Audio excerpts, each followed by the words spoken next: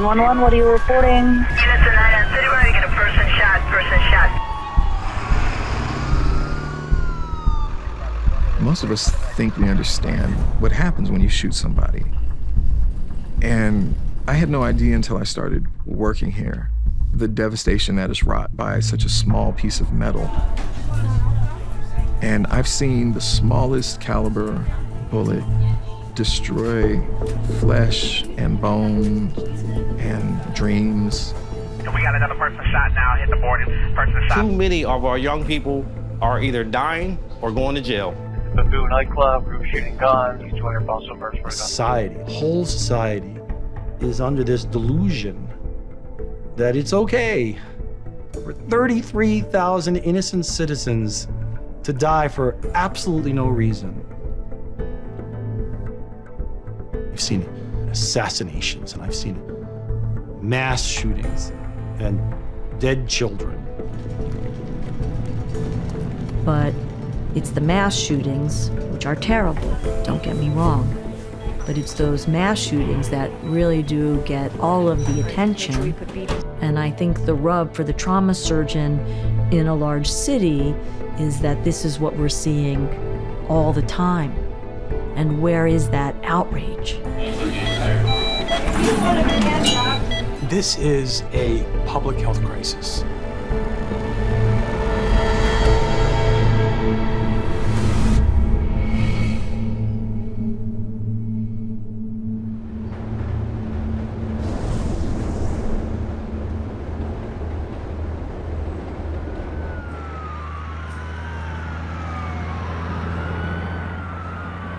When it comes to gunshot victims, I'm very proud of this trauma center. I mean, literally, if you watch us, we tilt the hospital up on its side and try to pour lifeblood into a dying gunshot victim.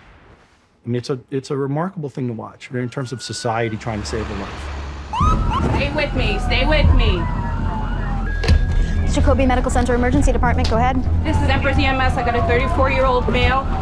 Multiple GSWs, 90 over help, respirations at 35. ETA is 4 minutes out.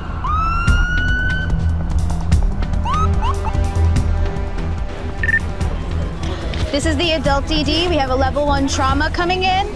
We have a 34-year-old male with multiple gunshot wounds. Blood pressure is 80 over 40. Heart rate is 110. Trauma, please respond. Radiology responding. Trauma attending responding. Respiratory responding. Anesthesia. Okay, everyone, we have a pre-notification for a 34-year-old male with multiple GSWs to the neck and chest. The patient is hypotensive and tachycardic. Everyone, please introduce yourselves. Mike, survey resident.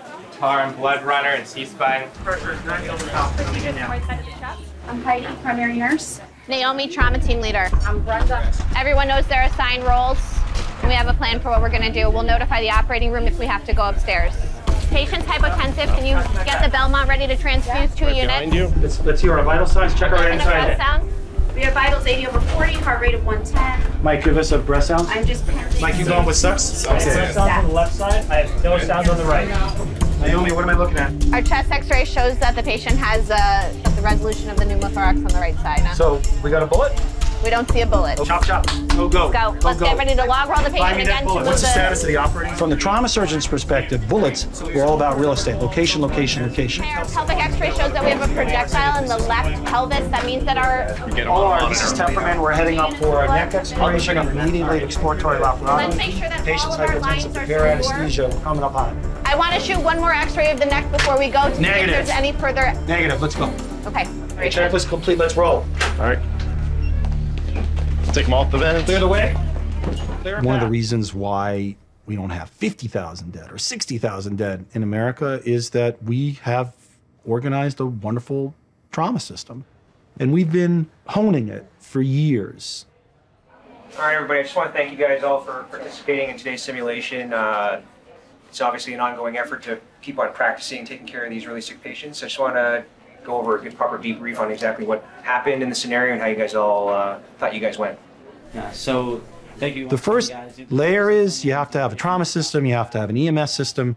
So things have to be in place in terms of the medicine long before someone takes a bullet. The more of this we do, the better will we be in the real world.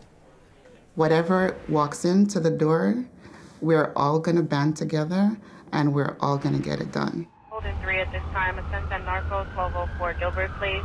68 complainant. In 2009, I was working late. It was the evening. And a call came over the radio that we had a 92-year-old woman that had been shot. It was a level 1 activation. She was on the way to our trauma center. And she comes in. She was this really elegant, elderly woman. You know, she was your grandmother.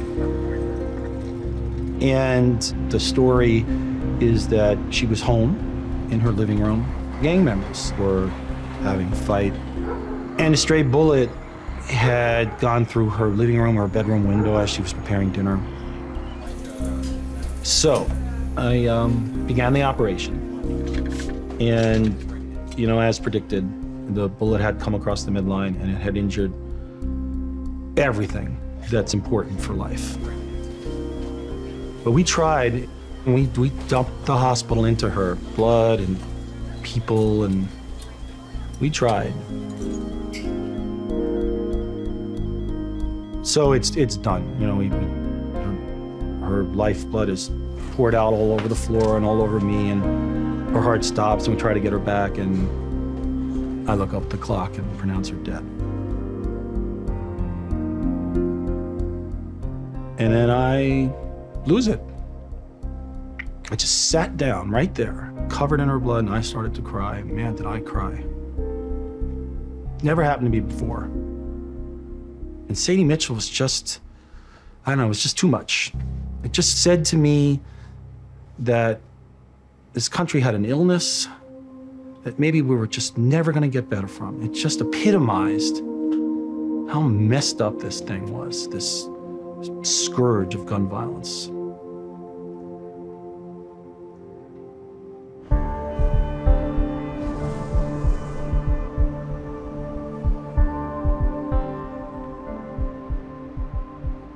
Temple has the dubious distinction of treating the most gunshot victims in the state of Pennsylvania.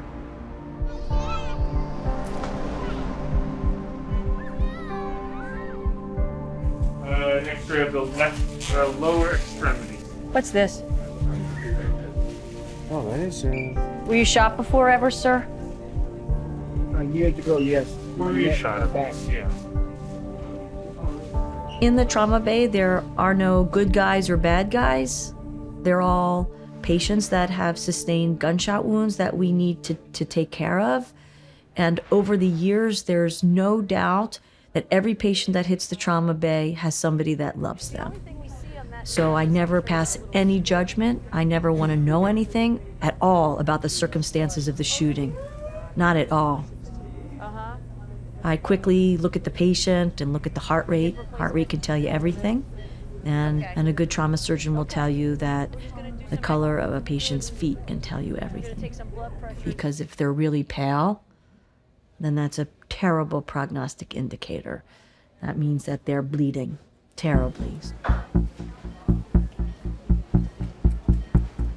I think one of the biggest misunderstandings in kind of the lay, non-medical population is, did you remove the bullet?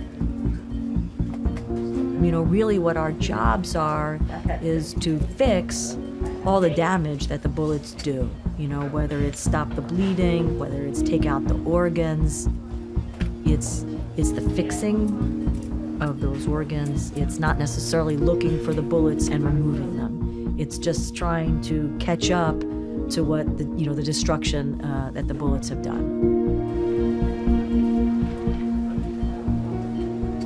And what we have seen over the years from 1993 to 2019 is that the caliber of the bullet is so much larger, and the kinetic energy and the destruction that these bullets can do are so great. And, you know, patients aren't shot just once or twice or 3 times. You know, they're shot like 10 and 11 and 12 times and more. Yes, go. When you're in the operating room, particularly with a gunshot victim, and they have a multitude of injuries, it can really be a slugfest. That's how I feel in the operating room. You know, God, you know, way to go, you're a good trauma surgeon. The devil, you suck, you call yourself a trauma surgeon, what are you doing here? And I had really struggled for all those years to understand what that was all about. And that's exactly what it is. God and the devil on your shoulder.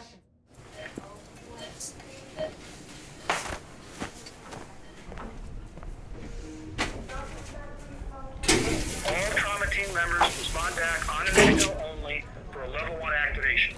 So we just finished the case, but we have another gunshot wound that's coming in. Being brought in by police. We're done. Yep, you'll be good. We've got another gunshot will come in. All right. Yeah. Yeah. He's going to CAT scan first. And then to the OR. Not yet. We don't know yet. Yeah. We don't. Blood pressure is 123 over 70. Okay, let's go. Okay.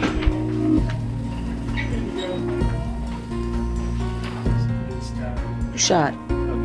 2 times in the right chest and once in the right neck, and the BBs are where he's shot. Looks like you've got shot.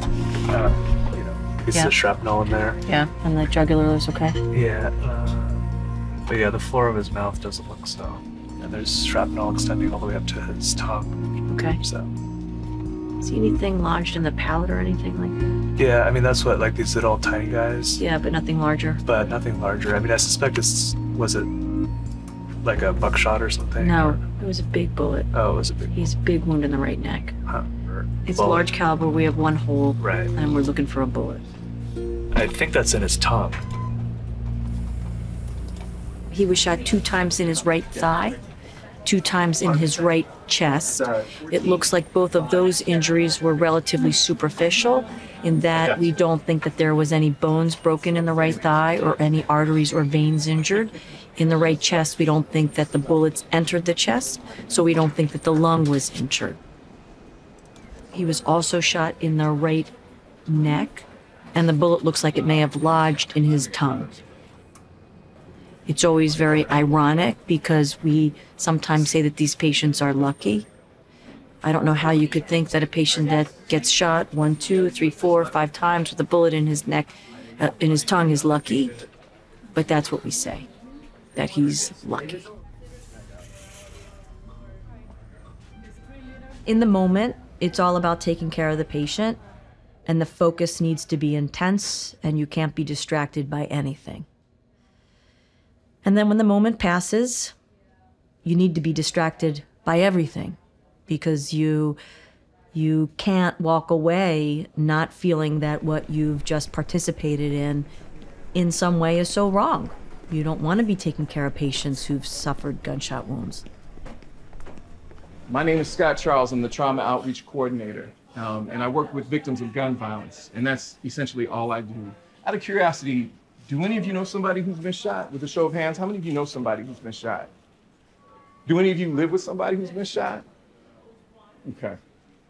So the reason why Scott and I wanted to create a program like Cradle to Grave was we felt that we needed to do more, like preventing these patients from coming in. We saw it as an education in that who knows better what bullets do to bodies than those that work in a hospital. My job is not to freak you out, but we are going to have a candid conversation about gun violence. Is that cool? And we thought it was our responsibility to do that. If we weren't talking, then the students were seeing what was happening in movies or video games or TV, and that was not real at all.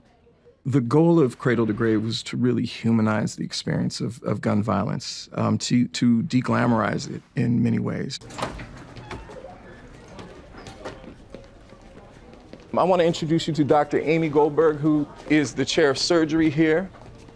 And so she's going to walk us through what she and her colleagues do in this space when she ends up with a gunshot victim. And we're going to talk about Lamont and all the things that were done in an effort to save his life. Lamont is going to have a bullet wound right here, He's gonna have a bullet wound right there. He's gonna have a bullet wound right there. When Lamont came in, as Scott said, the first thing that we did was to make sure that we take off all of his clothes and everything so we can identify where the injuries are and we can start thinking about what has been injured.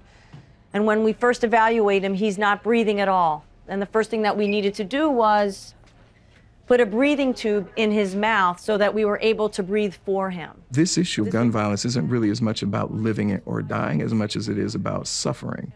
And we find that particularly when you talk about one of the things that leads to so much of the violence, the sense of being disrespected, the sense of shame that lies at the heart of so much of the violence that we see, the kids, after seeing the realities of being shot, or more importantly, pulling the trigger, they see violence as a less reasonable reaction to being disrespected. And what we did was we used our knife and we made an incision in his left chest where the heart is. Cradle to Grave is not a Scared Straight program. There's, nobody raises their voices. It's just narrating a story that is sad, but it is unfortunately too often a reality of growing up in a city like Philadelphia. Since 2002, approximately 25,000 people have been shot in the city of Philadelphia. The #1 weapon of choice is the 9mm. Somebody was shot every 6.5 hours last year in Philadelphia. That 80% of people who get shot in Philadelphia actually survive being shot. Gun violence is contagious. It's like a disease. When somebody gets infected with it, it doesn't stay with them, they pass it along, right? One of the goals is to really spell out the consequences of being a victim of gunshot injury and talk about the debilitating injuries that they suffer. Among those are amputations, or the fact that we see so many young men who are paralyzed as a result of a shooting. It is good that 80% of our gunshot victims live. And if you don't dive down into what that statement really means, then you kind of just move on. But it's kind of what are they living with and how are they living. So they're young, they have their whole lives ahead of them, and the wounds can be really devastating. From, traumatic brain injury to paralyzed from the neck down, where they know they're paralyzed and they can't move their arms and they can't move their legs, and they're 20-something years old.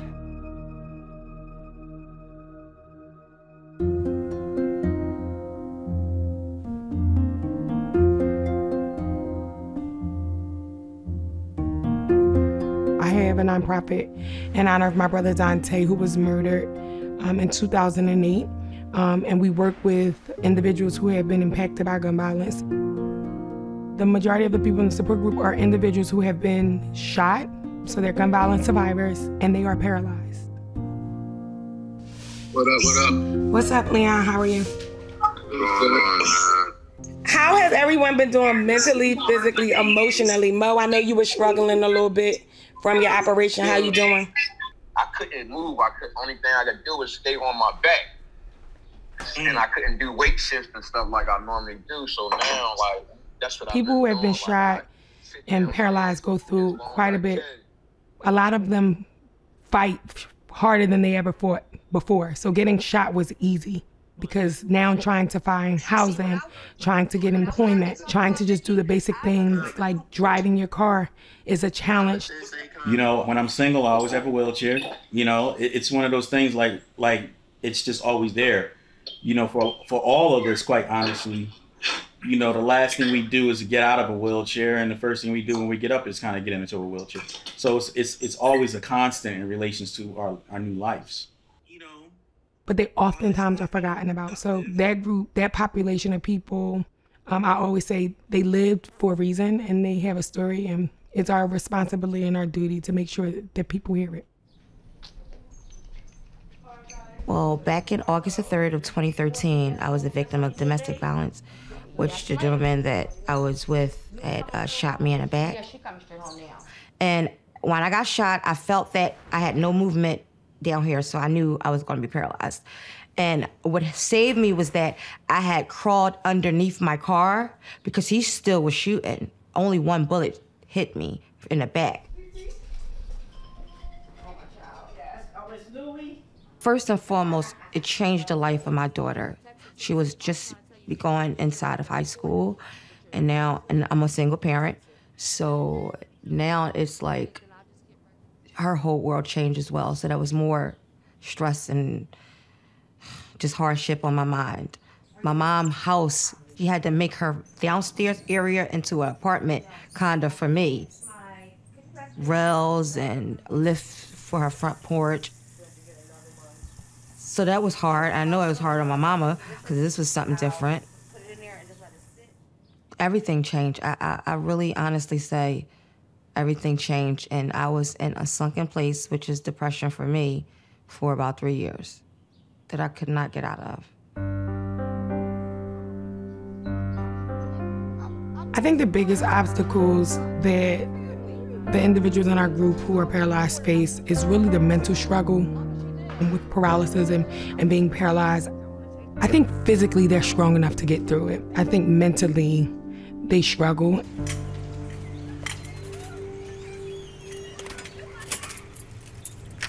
When I was 8 years old, I had just got off of punishment. I was an adventurous child. We decided to buy some firecrackers. I guess the guy who lived next door didn't like the sound of the firecrackers going off or something on that line. Then he had pulled out a sawed-off shotgun. I thought I was running one way, but the reality of it is I was running a different direction. And the last thing I heard was the shot go off, and I loosely heard myself scream. And then from there, I don't remember anything. And that was kind of what happened.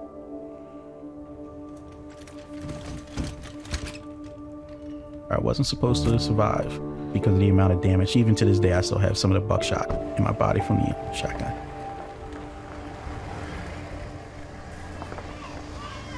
I remember, when the doctor asked if I could feel my legs. And I had some feeling, and he asked what I thought, and I thought they had taken my legs off and replaced them, all that child stuff.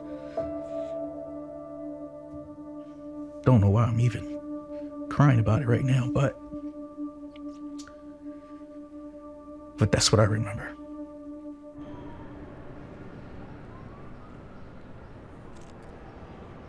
I got into street photography by happenstance, to be honest, which is kind of like one of the easiest things to kind of do. I guess you don't have to rely on anybody, you just go. I thought that if I was really good, no one would care about the wheelchair. But the reality of my situation is that I can't have one without the other. And it's the very thing that has defined my image and what I see and why I see what I see. Let me switch lenses, let me get one more. I think people always are stereotypical about why people from urban communities or people of color are gunned down, and they always kind of answer the question, well, maybe they did something to get shot or killed, and that's not true in every case, in every situation. I think it's the access to guns, and it's like getting bubble gum. It's easier to get a gun now than it is a driver's license, and I think that's the problem.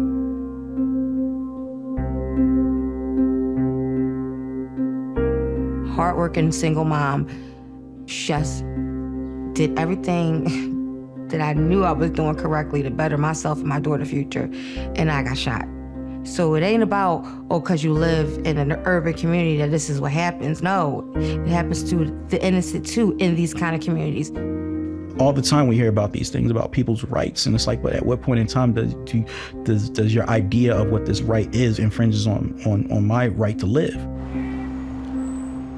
My life has changed because of this, because of how easy it is. I worry I may never be married. I may never have children. These are things that are taken from me, that I've lost. Things happen, and if you're not a responsible gun owner, listen, you shouldn't have one, period. So I think we have to do a better job as society at educating young people, educating our communities on how to handle conflicts so that it doesn't result in a gun.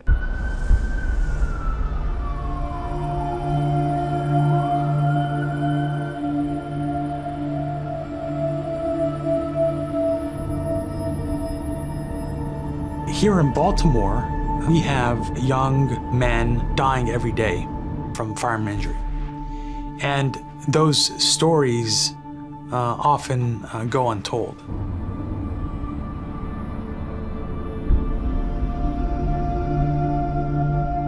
Here at Hopkins, 80% of our patients come within a 5-mile radius.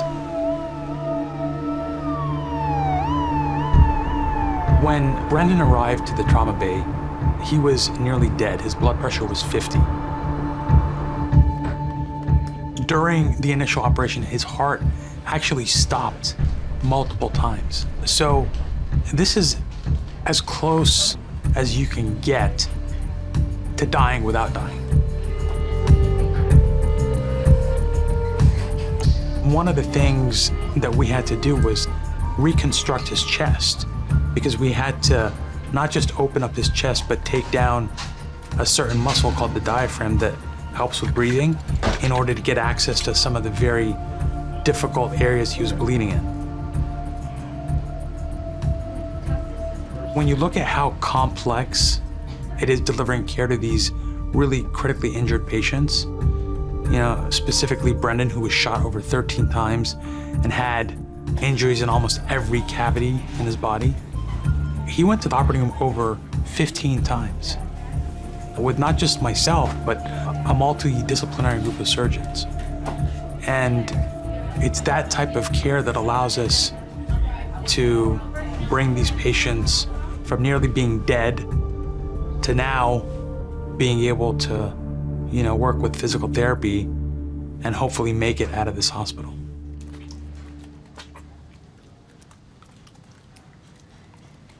At the age of 17, my life really changed. It's almost like my second birthday, where I went from being a healthy high school student to someone that was nearly killed after being shot in the throat with a .38 caliber bullet.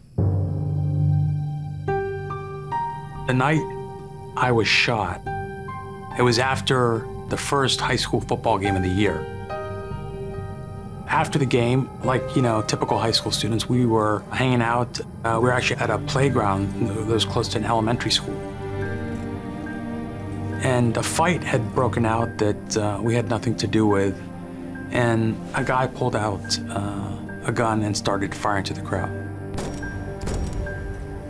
And I remember distinctly that night the flashes of light. Everything kind of went into slow motion. So as I was being transported to the hospital, it was a very kind of surreal experience because I felt like I was watching myself as everything took place. And I couldn't lie flat because I was choking on my own blood because of my injury. That experience profoundly changed who I was as a person. And I remember distinctly, it was a couple months after I left the hospital. And I was standing in the bathroom. I was looking at the mirror. And I had these beet red scars all up and down my neck. And I had a tracheostomy tube at the time.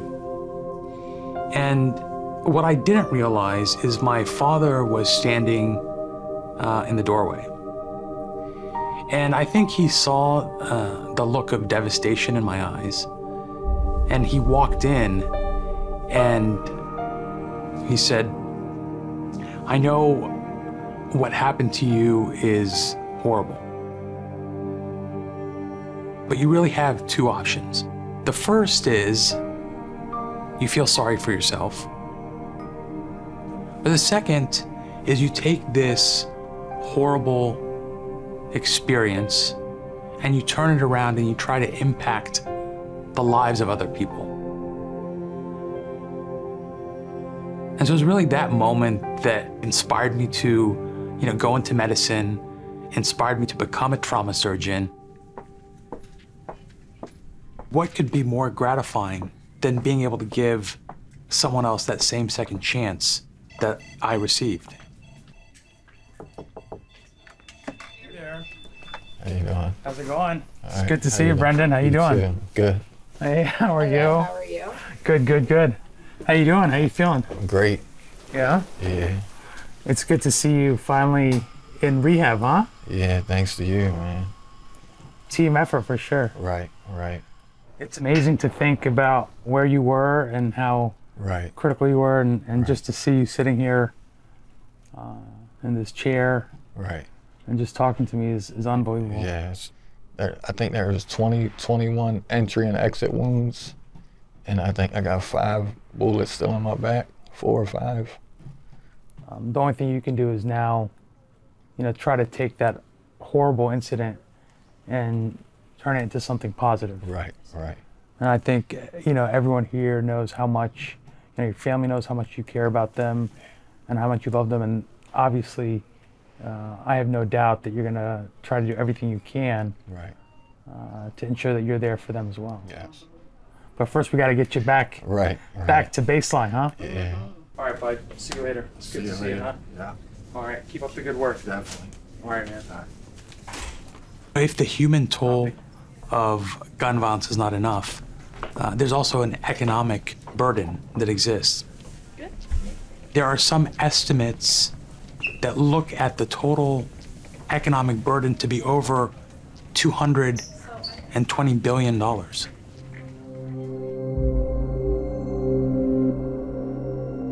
In November of 2018, the NRA came out with a communication that essentially said that doctors have no business being part of the solution of firearm-related injury and death in America. And they essentially used the phrase that we should stay in our lane.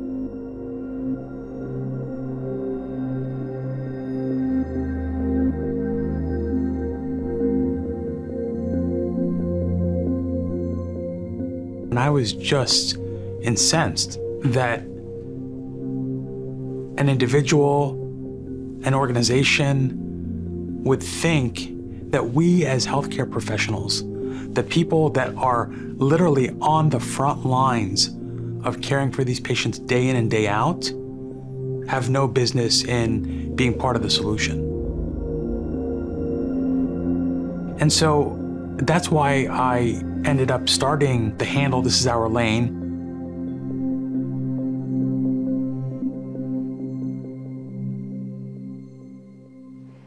And that initially caught a lot of attention and went viral. And what I started noticing is there's so many clinicians, not just doctors, clinicians from all walks of life that are wanting to have a voice on this issue.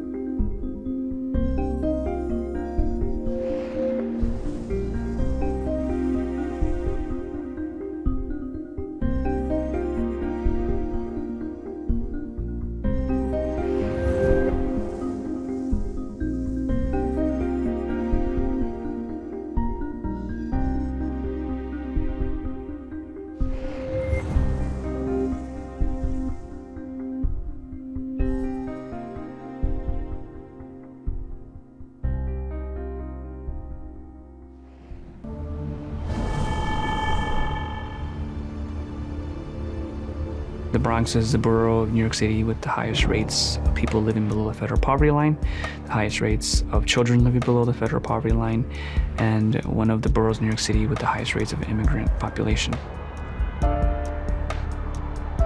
The majority of our neighborhoods comprise different public housing projects within our neighborhoods. This is probably one of the most diverse communities in Bronx, matter of fact, probably in New York City. We have Albanians, we have African Americans, we have the West Indians, we have the Hispanics, the Italians. You name it, we have it. Stand Up to Violence is based on the Cure Violence model. We're anti-gun violence. We want to put the common back in unity to make this a stronger community. So this program was to try to provide culturally syntonic, culturally appropriate people to speak to these kids, and of course I say kids because gun violence is a disease of the young, right? If you look at who I'm taking care of, who me and my colleagues are taking care of here at Jacoby, it's young people. It's squarely in their 20s, by and large.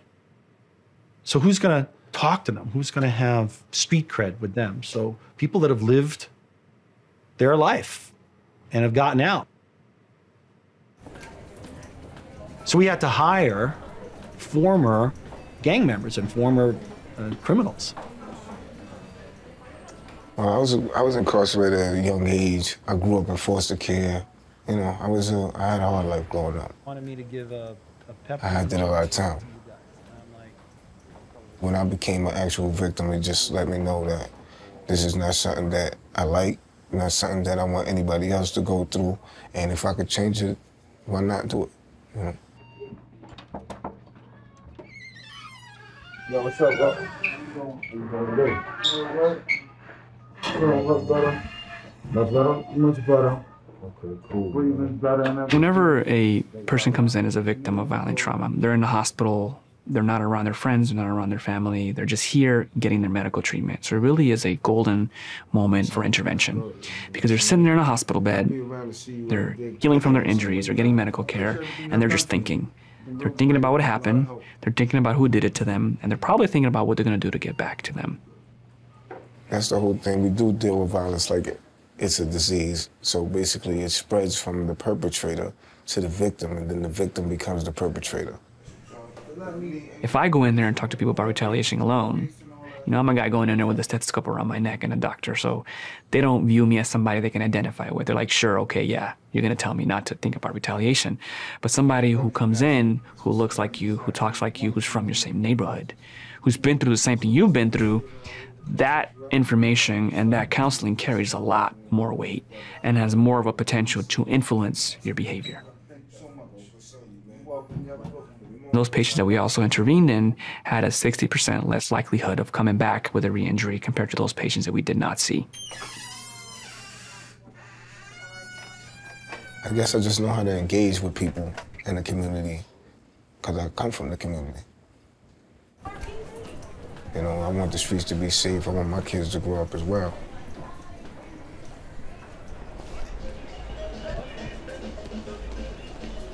So what we do at SUV is stop the shootings and homicides in the community. The way we do it is by mediations and reaching the highest risk individuals in the community that's most likely to shoot someone or be shot. So what we're doing now is we walk around and canvass the community, get a pulse on what's going on out here, that people know that we're out. Tasha, what's up, boo? I know why you didn't want to see me. All right. Yeah. Chilling. Hey, Chris. I gotta get that hat. Hi, Ron. Mommy, how you feeling today? You right? Yes. Every time there's a shooting, we're out here making sure there's no retaliation for that shooting, making sure we mediate any beefs that might get out of hand. And you know, it's a tough job. It's a very tough job because these kids have to trust you. This community has to trust you. These parents have to trust you. We work with some of the most hardened criminals in the streets. Any day we go through with somebody that didn't shoot somebody, that's a good day.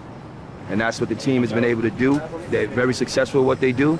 We use each other's strengths. We correct each other when we need to, and we get the job done.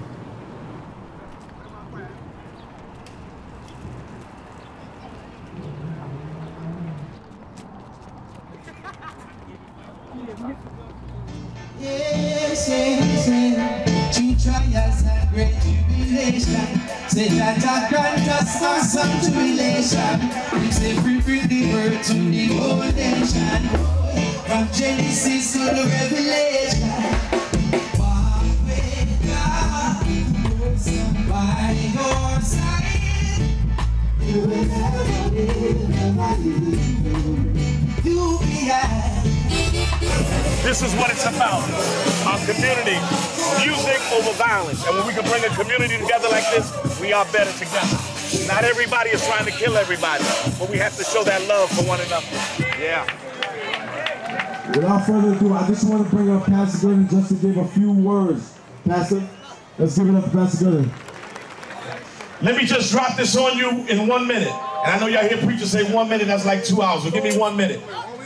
The leading cause of death in our African American community for our young males between the ages of 14 and 25 is gun violence. It's the second leading cause of death in that same age bracket and that demographic of our Hispanic. No longer can we stand by, but it's time for us to stand up to the violence. It's time for us to take back our communities. Put the guns down. One shot fired is one shot too many. God bless you. Thanks, man. Likewise. Yeah, the 34 that just came over and with shots fired, so Charlie, this was over the 34 of our person shot. 20 Charlie to the 6, Freeman and West Farm Road, 22 Charlie.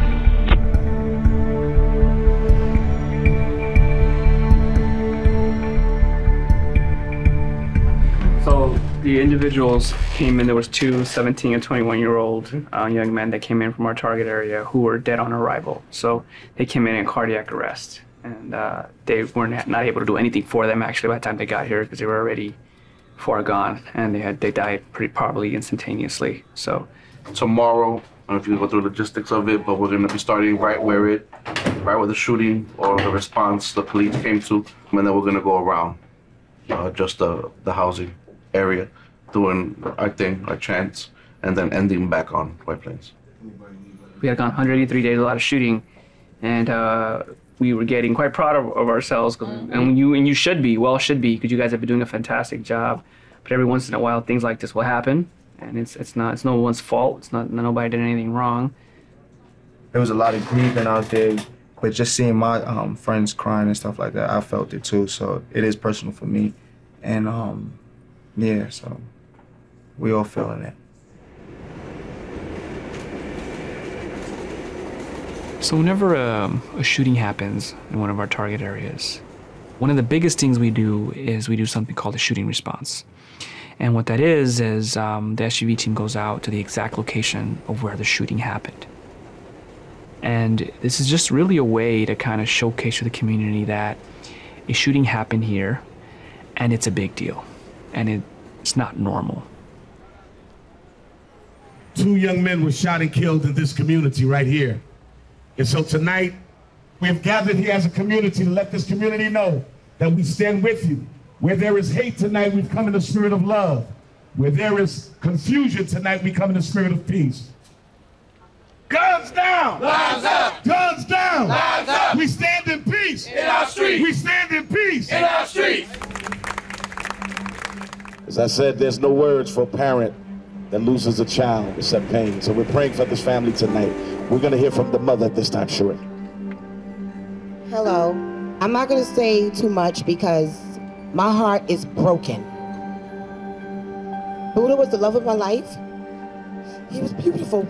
I was honored to be his mother. I can't say too much more because my heart hurts a lot. Thank you all for being here. I love you all. Love you too, Mama. I've been living in this neighborhood for 20 plus years, and every year I see candles from kids being killed, kids. And it hurts. It really, really hurts. And unfortunately this time this is my kid. It's no words for that. It's just no parent deserves to bury their child.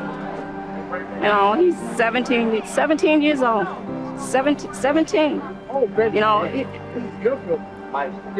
his life is gone. And my heart is broken. That's the only thing I can tell you. My heart is really and truly broken. You know, I helped raise him and his brother. Now, everybody called him Buddha, which was the nickname that I gave him when he was born. You know, because he was such a chubby little baby. But my love for that boy, it's like I gave birth to him myself. And that's how much I loved him.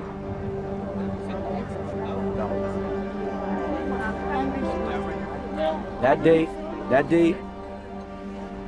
I got a knock at the door.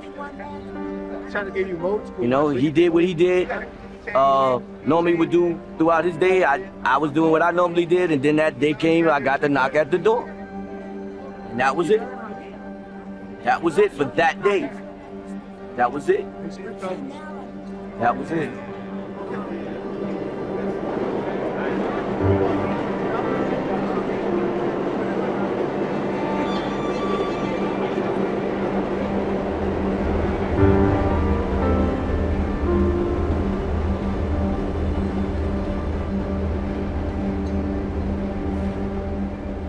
But sometimes a suture and a scalpel is a poor match for the lethality of a bullet. And sometimes we can't fix it. And it is, so I say the worst day of a trauma surgeon's life is when he has to go out to a mom and say, your son's never coming back to you. You know, you have to use the word. They teach you that in medical school, right? You have to use the word, your child has died. You need the finality and the thud, because they have to hear you. My grandmother, who was from a small village in rural Mexico, in her infinite wisdom, would always say, you know, when a woman loses a husband, they call her a widow. When a child loses a mother, they call him an orphan. But when a mother loses a child, there's just no name for that. And I think about that a lot because it's true. You remember every single face of every single mother who you've told that to. And I dread it. I absolutely dread it. In fact, I've told people that what will make me leave trauma surgery won't be the hours and the fatigue. It'll be that I just can't tell another family member that their loved one has died.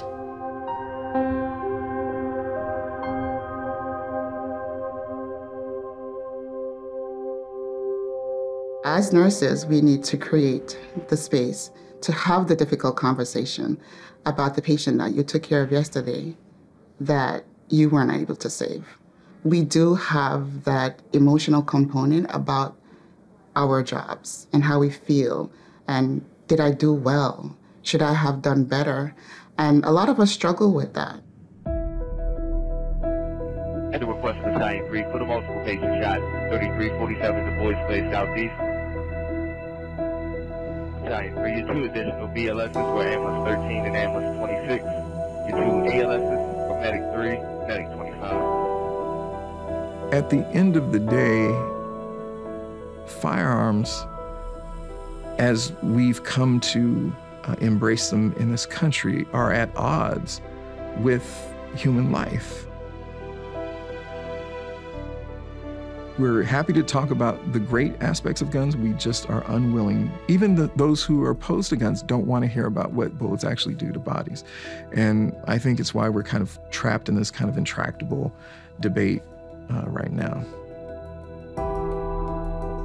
When you look at, for example, motor vehicle crashes, fatalities were high in the 60s and 70s. We didn't say, okay, let's get rid of cars. No, we came up with things like seat belts and airbags, and we tried to make roads safer. That's the same type of approach that we have to take with firearm injury and death in America.